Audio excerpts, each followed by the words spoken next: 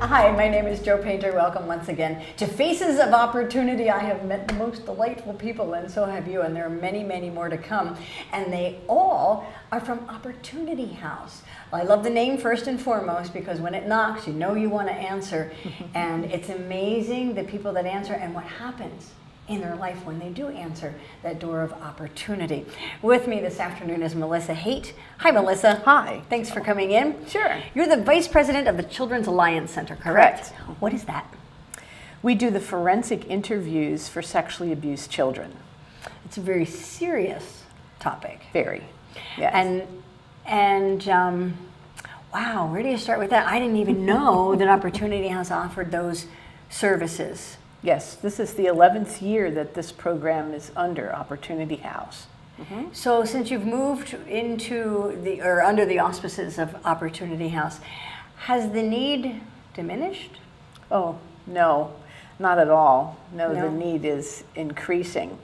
Each year, the numbers seem to go up, and now, of course, since we had the Sandusky situation, even more cases are being reported than before. And if there's a blessing in that, obviously you want the numbers to go down, but I think it speaks to the fact that maybe as a society we're more aware of it, more willing to talk about it, and if you get it out in the open, does that in and of itself possibly protect children?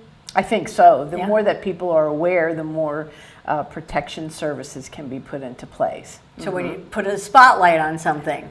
Yes. Which is exactly what we're doing. Yeah. So could you share for us maybe what are some signs of sexually abused children that collectively we could look for? Maybe even mom or dad. Maybe mom or dad don't know. Mm-hmm. So what are some things we might look for or be aware of and that we could come to you?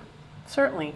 I mean, each situation is certainly, very, very different. But some of the different signs maybe that people could look for if their child all of a sudden gets really quiet and doesn't talk as much as they did before, doesn't play, doesn't interact as much with other children and other people like they did before.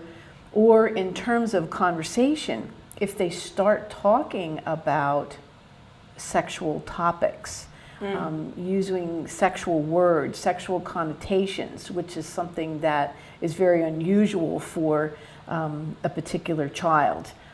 Those are definite signs. If they start, and it could go two different ways in terms of the school setting. They could start to, their grades could start maybe to decline, or they might actually become an excellent student and actually excel in their schoolwork because that's one area of their life they can control. If sexual abuse is going on in their life, in the home or elsewhere, they can't control that. So they control whatever they can. Yes. I've heard when you have smaller children that you should teach them the proper name for body parts, because if you have cute names for it and they want to reach out or they start talking, the person they're speaking to who could help them might not know what that is. Is that true, or is it a good idea? It really is a good idea. I mean, certainly it's good if we do teach our children the proper names for different body parts. However, when the child does come into our center for a forensic interview, one of the things the interviewer generally tries to ascertain is what do they call their body parts. Okay. So that we can identify during the interview their names for the different body parts so that we can refer to that name then during the interview. Melissa, in talking with you, it sounds like you're not seeking out sexually abused children, rather you are seeing them once it's been reported. Is that fair? That's correct. We accept our referrals at the Children's Alliance Center from either law enforcement or children and youth. Okay. Either one of those entities has to be doing an official child abuse investigation in order for the Children's Alliance Center to get a request for a forensic interview. What is your goal? What is the purpose? The ultimate goal is to have a successful prosecution in the Okay. case, and also, of course, to get the child and family the help that they need to deal with the situation. How traumatic is that? I can't imagine for a child to have to relive something. I would imagine by the time they've gotten to you, they're fairly traumatized. It can be extremely traumatizing. That's one of the reasons why the whole Children's Alliance Center process has been set up, and it is becoming very popular across the country. And actually, since the Sandusky case, there's supposed to be a Children's Alliance Center set up within 2 hours of every child in the state of Pennsylvania. Wow. But the whole idea behind a Children's Alliance Center is that the environment is child-friendly. Okay. It is sort of a directed conversation with the child to try and find out what happened. You can't ask any leading questions or force the child to go in any particular direction Is that during so the that interview. testimony wouldn't be thrown out? That's correct. So you're very careful that what you ascertain can be used in prosecution. Yes, Okay. yes, that is correct. And during the whole process of the interview, it is only the interviewer and the child that's in the interview room. Is it filmed? Yes, Okay. yes, it is recorded, video and audio recorded. And the professionals are sitting in another room, and by professionals I mean law enforcement, children and youth. Sometimes the prosecutor, they are observing the interview and listening to it through headsets.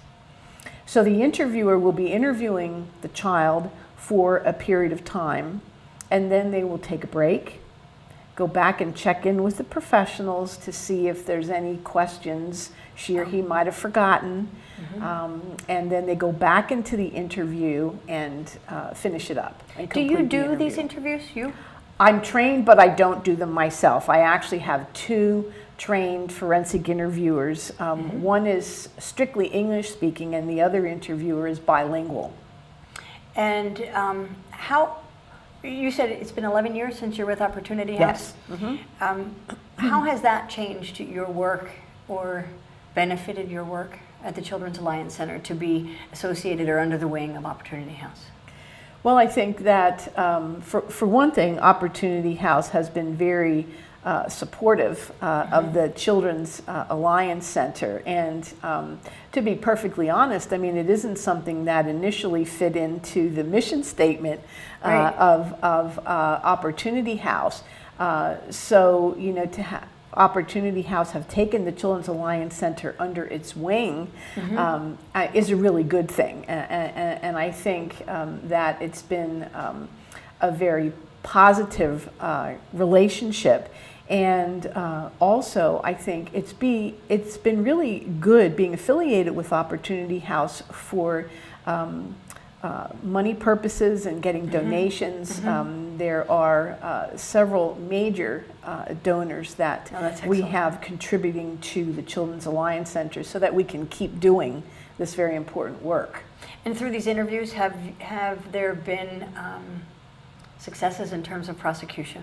Yes, Excellent. yes, Excellent. there have.